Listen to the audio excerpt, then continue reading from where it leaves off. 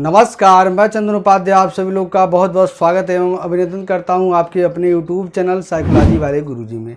आज की क्लास में हम MA फर्स्ट ईयर द्वितीय सेमेस्टर मनोविज्ञान उसका पेपर 2 है जिसका नाम है मोटिवेशन एंड अफेक्टिव प्रोसेस। इसके अंतर्गत यूनिट फर्स्ट के जिस महत्वपूर्ण टॉपिक के बारे में बात करने वाले हैं वह है हजरबर्ग का द्विकारक का सिद्धांत या हजरबर्ग का अभिप्रेरणा का सिद्धांत। इसको इंग्लिश में कहते हैं हजरबर्ग्स टू फैक्टर थियरी।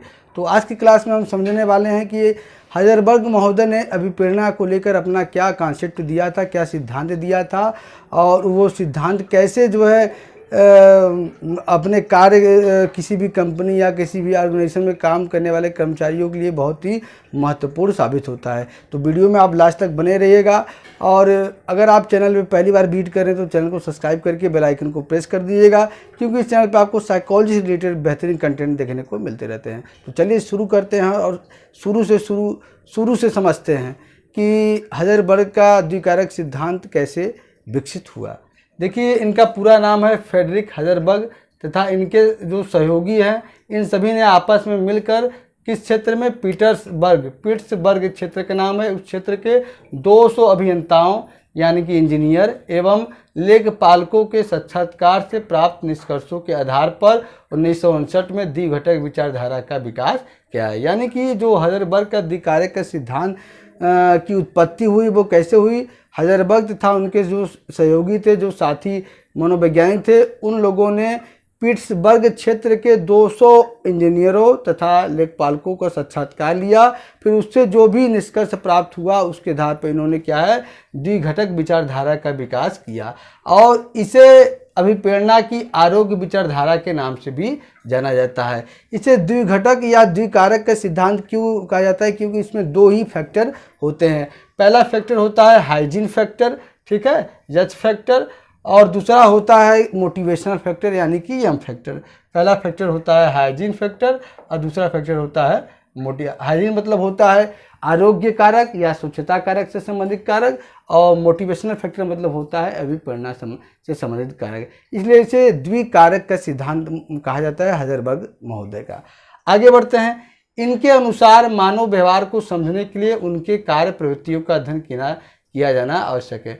ये कह रहे हैं कि अगर हमको किसी भी मनुष्य का व्यवहार समझना है तो वो जो भी कार्य करता है वो अपने कार्य के प्रति संतुष्ट है या असंतुष्ट है, इस बात को हम समझ जाएंगे कि उस व्यक्ति में का व्यवहार किस प्रकार का है कार्य को लेकर, ठीक है। इसके लिए उन्होंने साक्षात्कार में हिस्सा लेने वाले व्यक्तियों से पूछा कि किस प्रकार की बातें उन्हें कार्य करते हुए अप्रसन्न बनाती है और किस प्रकार की बात उन्हें कार्य करते हुए प्रसन्न बनाती है। जो सिद्धांत है हजरबर्ग महोदय का, ये बेसिकली क्या है, ऑर्गेनाइजेशनल साइकोलॉजी का एक टॉपिक है, ठीक है, मतलब कि संगठनात्मक मनोविज्ञान का एक महत्वपूर्ण टॉपिक है। इसमें उन्होंने ये देखा कि जो किसी भी कंपनी में कार्य करते हैं, जो भी व्यक्ति कार्य करता है, तो ऐसे कौन से फैक्टर हैं कि जो उनको क्या है अपने कार्य करने के दौरान उनको क्या है प्रसन्न बनाते हैं और कार्य करने के दौरान अप्रसन्न बनाते हैं। तो इसीलिए इन्होंने क्या किया, हजरबर्ग महोदय ने अपने साथियों के साथ मिलकर 200 इंजीनियरों और लेखपालों को साक्षात्कार लिया और साक्षात्कार में दो ही प्रश्न किया। पहला प्रश्न ये किया कि जब आप कार्य करते हैं तो ऐसे कौन से फैक्टर हैं जिससे आप प्रसन्न होते हैं, या दूसरा क्वेश्चन ये किया कि जब आप कार्य करते हैं तो ऐसे कौन से कारक होते हैं जो क्या है आपको अप्रसन्नचित करते हैं या असंतुष्ट करते हैं, ठीक है, ये पूछा। अब इस साक्षात्कार से जो प्राप्त तथ्य हुआ उसका विश्लेषण करने के बाद हजरबर्ग ने यह निष्कर्ष निकाला कि व्यक्तियों की दो विभिन्न प्रकार की आवश्यकताएं होती हैं। यानी कि साक्षात्कार से जो फैक्ट प्राप्त हुए हैं उसका एनालिसिस करने के बाद हजरबर्ग ने यह निष्कर्ष निकाला कि व्यक्तियों की दो विभिन्न प्रकार की आवश्यकताएं होती हैं जो कि एक दूसरे पर निर्भर नहीं है। इसलिए दो आवश्यकता यानी कि द्विकारक का सिद्धांत, हाइजीन फैक्टर, मोटिवेशनल फैक्टर, यही दो मेन केंद्र बिंदु है इनके सिद्धांत का। और कहते हैं कि हाइजीन फैक्टर और मोटिवेशनल फैक्टर एक दूसरे पे आश्रित नहीं होते हैं, बल्कि क्या होते हैं, ये मानव व्यवहार को अलग अलग तरीके से प्रभावित करते हैं। उनके अनुसार जब मनुष्य अपने कार्य से असंतुष्टि महसूस करता है तो उसका ध्यान उस वातावरण की ओर अधिक होता है जिसमें कि वह कार्य कर रहा है। ठीक है, इसे ही हाइजेनबर्ग ने आरोग्य या स्वच्छता घटक या हाइजीन फैक्टर कहा है।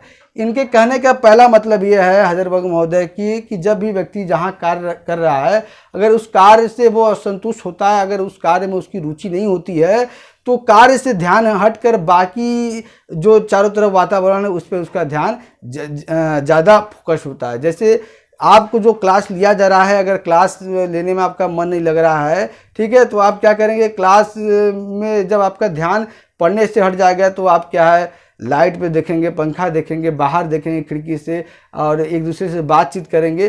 तो यही क्या है, इसी को इन्होंने कहा है कि ये आरोग्य फैक्टर है या हाइजीन फैक्टर है। मतलब ऑर्गेनाइजेशनल वे में इन्होंने कहा इसे क्या है कि कहा जाता है आरोग्य या स्वच्छता घटक, या इसी को हम हाइजीन फैक्टर कहते हैं। अब हाइजीन फैक्टर में क्या क्या आता है, इसमें संस्था की नीतियाँ, जिस संस्था में कर्मचारी कार्य कर रहा है उस संस्था के जो नियम हैं, कुछ ऐसे नियम बने होते हैं जिससे वो असंतुष्ट हो।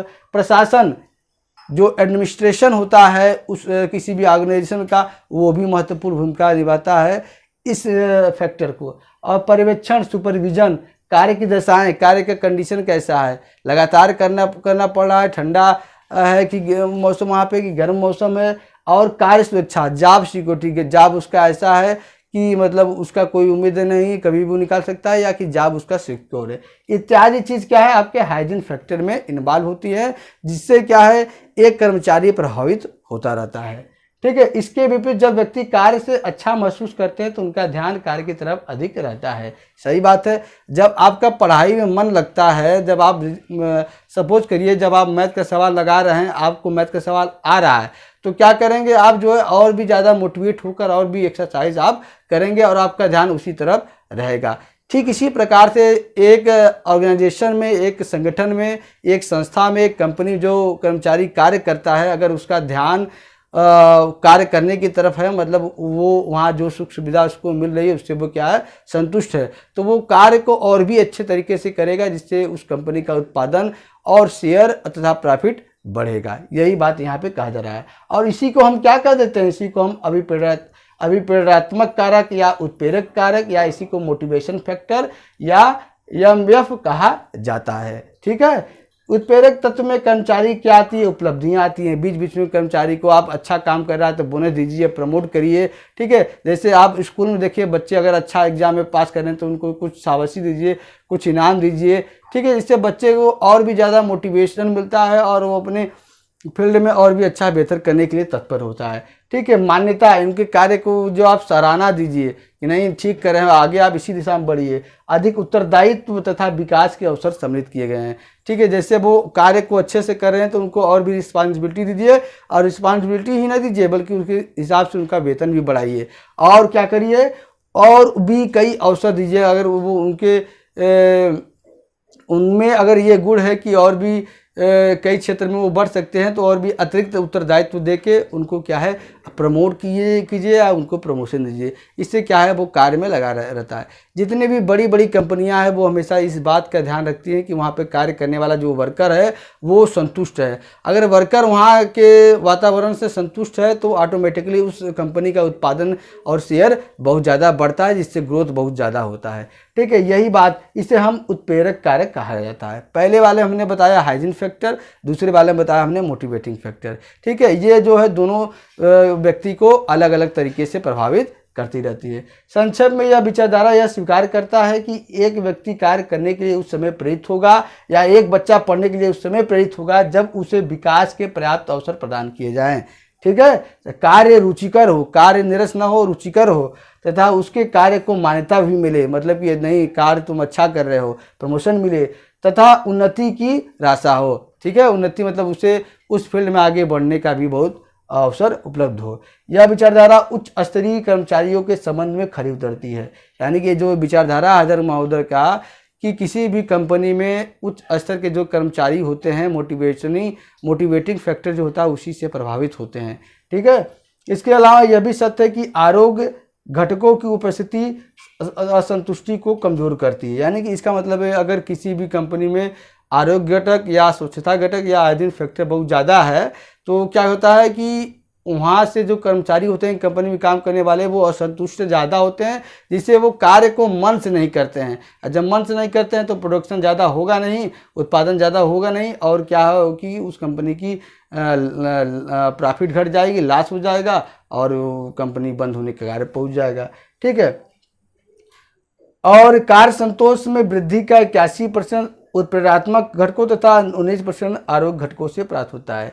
मतलब हजरबर्ग महोदय तथा उनके साथियों ने जो अपना डाटा एकत्रित किया था उसके आधार पर परसेंटेज निकाला कि अगर किसी भी कंपनी का विकास हो रहा है, ग्रोथ हो रहा है, वो प्रॉफिट जा रहा है, तो उसमें ऐसे कर्मचारी जो अभिप्रेरणात्मक कारकों से प्रभावित होते हैं उनका परसेंट क्या है 81%, तथा ऐसे कर्मचारी जो आरोग्य घटक से प्रभावित होते हैं उनका परसेंट कितना है 19% उनका योगदान होता है। यही मतलब हजरबर्ग महोदय के सिद्धांत का मूल केंद्र बिंदु था, जिसको हमने आपको समझाया।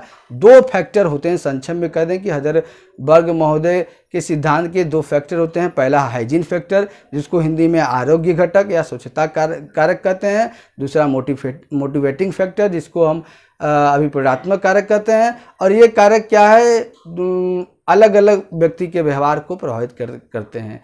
और ये जो इन्होंने सिद्धांत दिया वो कर्मचारियों पे अध्ययन करके दिया, इसलिए क्या है ये ऑर्गेनाइजेशनल वे में बहुत ही ज़्यादा महत्वपूर्ण योगदान इनका सिद्धांत रखता है। तो आज की क्लास में हमने हजरबर्ग का द्विकारक का सिद्धांत या द्विघटक का सिद्धांत या आरोग्य सिद्धांत के बारे में अच्छे से समझा। आशा करते हैं आपको पसंद आया होगा। अगर वीडियो आपको पसंद आए तो वीडियो को लाइक भी कर दे, और अगर आप चैनल पर नए हो तो चैनल को सब्सक्राइब करके बेल आइकन को प्रेस कर दीजिएगा। आज की क्लास में इतना ही, मिलते हैं हम अपने अगले क्लास में किसी और टॉपिक के साथ। तब तक के लिए आप सभी का बहुत बहुत धन्यवाद।